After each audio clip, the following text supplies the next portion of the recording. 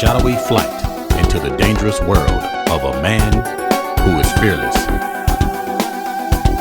A young loner on a crusade to champion the cause in a world of reckless automobiles. These are my motovlogs. What's up, YouTube? This is your boy Chris, out on the Gold Wing. And today I'm out here on the beautiful Highway 269, headed toward the great state of Mississippi, riding with our very own, the First Lady. The First Lady, y'all. Today is a good day for a ride. Decided to get a ride in today. Out here testing out my recently installed Rivco trailer hitch. My Rivco trailer hitch. One of the things I want to talk about is my Kuryakyn hitch. If you guys have been keeping up with my recent videos, you guys saw that my Kuryakyn hitch had broken. To give you guys a recap, I didn't know when it happened. I didn't know how it happened. I didn't feel it. I had no idea. I was cleaning the bike, and I realized one of my right stabilizer arms had broken. Once I took the hitch off the bike and did a further inspection, I realized that the metal that Kuryakyn used is not the best quality metal. If they would have made the metal on the stabilizer arms in the same material that they made the actual hitch, I don't think I would have ever had that problem. So what do I think about the Kuryakyn trailer hitch now that I have installed the Rivco hitch? I had one person to say that I should sue Kuryakyn for selling a bad hitch. I had another viewer to say that I should weld the Kuryakyn and reinstall it, make it a little bit stronger. But what do I think about Kuryakyn as a whole now that I'm riding with Rivco? Well, I initially purchased the Kuryakyn hitch on the 2014 model Gold Wing that I had. Some of you that have been keeping up with my videos, you know that I had a 2014 Gold Wing. When I sold that Gold Wing, after keeping it a couple of years, I reinstalled the hitch off the 14. I put it on the 16, the bike that I'm on now. So I had no problems with it on my 14. And it's been on my 2016 for the last 4 years. So here recently it broke. So it actually lasted, from my estimate, it lasted about 6 years. I initially put up the video back in my earlier YouTube days. I put up that video about installing the Kuryakyn trailer hitch. It wasn't a how-to video, but it was just showing you guys that I installed it. But what do I think about Kuryakyn 6 years later, now that the hitch is broken? Well, Kuryakyn gave me a 1-year warranty on that hitch, and I was well out of warranty, so I wasn't looking for Kuryakyn to actually replace it. I wasn't looking for them to compensate me for my loss, my downtime. But what do I think about the Kuryakyn trailer hitch now that I'm riding with the Rivco? I think it did pretty good, all things considering. Like I said, I think that, in my personal opinion, what made the hitch break, I believe that since those stabilizer bars were sitting right above the mufflers, I believe all of the heat from warming up, cooling down, I think that the metal just finally gave way. Again, I don't think that Kuryakyn used the best metal. I think if they would have used the same metal, like iron, that they use on the very back of the hitch, if they would have used that same metal on the stabilizer bars, that hitch would have never failed. Now, that leads me to talk about the mounting points of that Kuryakyn hitch. One of the advantages of the Kuryakyn hitch is that it was easier to install because you didn't attach it to the frame. You pretty much attached it to the subframe and the lower crash bars. So the installation was a lot easier. I think with the Kuryakyn, I don't think that they should have used that bar on the very back. I don't think they should have clamped that hitch to the back of that bar. I don't think that was a good place to clamp the hitch. But as far as the installation, the Kuryakyn, it was easy to install. And another thing that I liked about the Kuryakyn hitch is that you can insert the ball mount horizontally. You can insert that ball mount horizontally. And if your trailer was a little bit higher or a little bit lower, you could actually flip the ball mount and make the trailer sit exactly the way you want it to sit. Now, that brings me to the Rivco. What do I like about the Rivco? And you guys know I try to keep it real on my channel. You guys know I keep it honest. So what did I like about the Rivco? What do I dislike about the Rivco? What are the advantages, the disadvantages of the Rivco? One of the disadvantages of the Rivco is that it's very hard to install. Trying to get those struts up the rear, right and left side of the bike is extremely difficult, especially on the right side. It wasn't that hard on the left side. On the left side, it was pretty easy because you had a little opening there. On the right side was a pain in the butt. The right side was extremely difficult. Extremely difficult. And what that video did not really illustrate is that you got wires on the right side that sits right in the crack of where you need to push up the right stabilizer strut. And it seemed like Honda didn't leave you any working space. I mean, everywhere you can put something, wherever there's space on a Honda put something in that space, so you don't have any room to operate.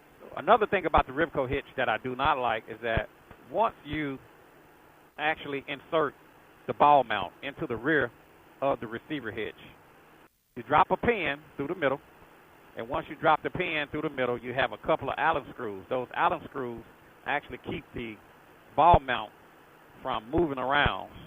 So once you get the ball mount into the back of the hitch, you got to set it with the Allen screws.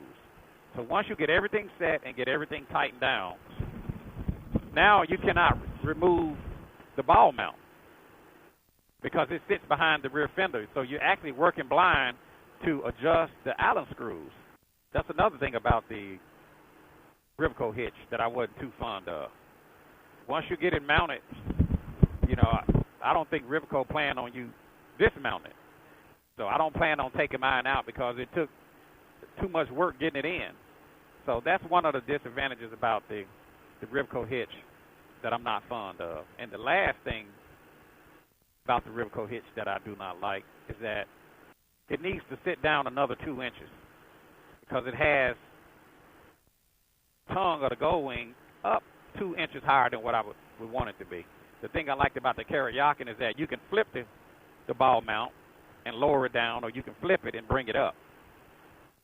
On the Rivco, it's just where it sits is where it sits. You can't adjust it. I even reached out to Rivco to see if they sold an additional ball mount, maybe one with a 2-inch drop or a 3-inch drop, and they do not. They only got one size. So the ball mount that comes in the kit is the ball mount that Rivco sells. There is no replacement. There is no ball mount with a 2-inch drop to make your trailer tongue drop down or lift up. I mean, wherever it sits is where it sits. So that's another disadvantage about the Rivco hitch that I do not like. But as far as the way it feels, as far as the way it's pulling perfectly. It's tracking fine. It's not wobbling. It's not fishtailing. It feels pretty tight. It feels sturdy because it connects to the frame and not the subframe. It has a 600-pound weight limit. It pulls real good. So I'm out here on a 269 just testing it out, riding with the First Lady. You still back there, First Lady? First Lady's on the back. So I'm feeling good to being out on the Gold Wing. Hadn't been out in a while. Just out here testing out this Rivco hitch. But it pulls real good, really well. Got a lot of good positive feedback on it. A lot of you recommended that I should go back with the Rivco. A lot of you out there already have the Kuryakyn installed, and a lot of you reached out to me concerned about, now that you have this Kuryakyn trailer hitch installed, what should you do? Should you take it off? Should you replace it? You know, only thing that I can tell you is that you may want to just do an inspection on it, make sure that that nothing is broken, make sure that none of the mounting points are broken, making sure that there's no hairline cracks. If you haven't been having any issues out your Kuryakyn trailer hitch, I probably wouldn't overly worry about it. Like I said, just do an inspection on it if you're concerned. I don't think you need to go out and just replace the hitch because mine broke. I mean, they could have had, it could have been a bad batch of metal that particular day. You know, I don't know. Who knows? I mean, it lasted 6 years without a problem. And even after it broke, I didn't even know it was broken. So I don't think that if you have the Kuryakyn trailer hitch installed currently on your bike, that you need to go out and remove it and change it out. I think if it's working fine, you're probably going to be okay. I haven't heard of anybody else that had a hitch to break. I haven't heard of any other complaints. I haven't heard of any negative reviews. At least I haven't. If you guys have heard some bad reviews about the Kuryakyn hitch outside of my hitch breaking, be sure to put it down in the comment section below. But to my knowledge, you know, this was an isolated incident.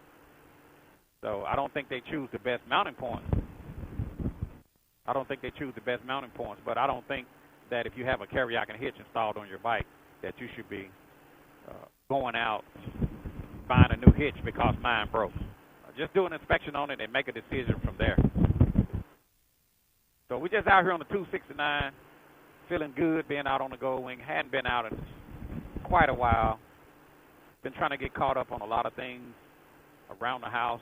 You know, riding these motorcycles take up a lot of your time. Pull you away from things that you really need to be doing. So I just had to take a break. You know, get a lot of things done, get some maintenance done on the bike, change out my wheels on the bike, clean up my garage. First lady always says that the garage needs to be cleaned up. Got the garage cleaned up, just catching up on some chores, catching up on some things around the house. But it feels good to be back out on the Gold Wing. So just out here testing out my Rivco hitch. Pulling straight as an arrow. Out here on the dark side, baby. Woo! Riding on the double dark side. A lot of you have reached out to me about the car tires. You want to know what size tires am I running? Let me repeat it again for you. On my rear, I'm running the Bridgestone Drive Guard. 195, 55, 16 on the rear. On the front, I'm running the 130, 70, 18, BT45. And I've actually found out that Bridgestone came out with a new BT46 to replace the BT45. So if you guys haven't mounted the BT46, or if you have mounted the BT46, what are your thoughts? How do you feel about it? You know, if you want to leave some comments about that down in the description below, do that as well. Do you like the BT45? Or do you like the BT46? Or if you have the BT46, how is it handling? How does it ride? How is it stopping? What's your thoughts about it? I haven't tried it yet, but I will. On my next tire change, I will be going to the BT46. But I've been getting a lot of emails. A lot of you have reached out to me asking about my tire size. 195, 55, 16 on the rear. 130, 70, 18 on the front. And a lot of you don't need the dark side. If you guys are not putting in a lot of miles, you're weekend warriors, maybe you're riding a couple thousand miles a year, you probably don't even need the dark side. But if you're doing a lot of mileage, you're riding a lot, you're commuting every day, you're pulling a heavy trailer, your passenger and you, big passengers, yeah, you may want to consider putting a car tire on your bike. But as for me and my Gold Wing, I ain't never going back You hear that, Dunlap? I ain't never going back. And also, Cardo has a new update that just released, the Cardo 5.7. I'm talking to you on my Cardo. My current update is the 5.6, and I plan on updating it here soon. 5.7. So far, so good. Everything is clear. No problems at all. I know some of you have went out and bought the 50K. Some of you have been wondering, should you buy the Cardo or should you buy the 50K? Which is the better headset? I've been seeing some reviews out there on it. No real world test reviews, but just reviews on which is better. For me, I'm sticking with Cardo. So we're just out here cruising on the 269. Got the first lady on the back. Testing out this Rivco trailer hitch.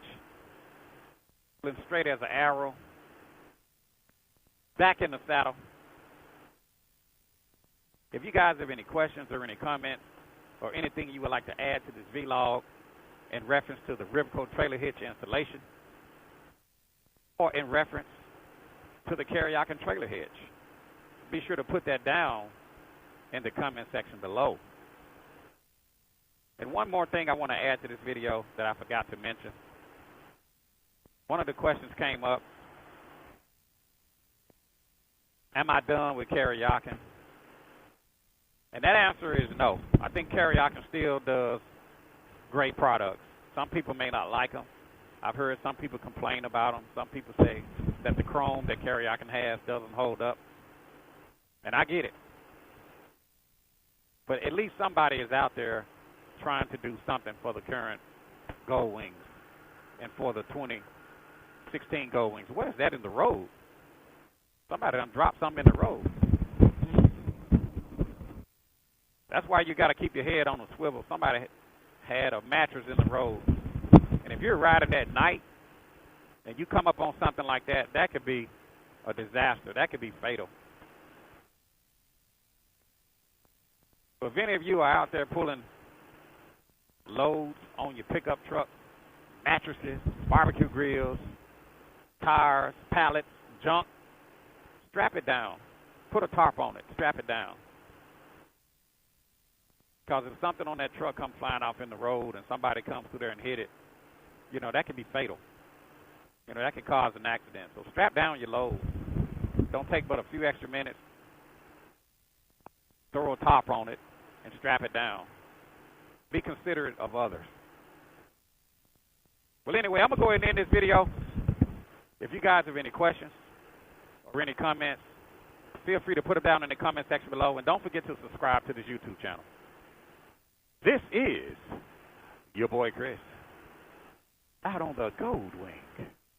Out on the Gold Wing. Most luxurious motorcycle in the world, the GL 1800. And I won't take it back. And I will talk to you guys later. See ya.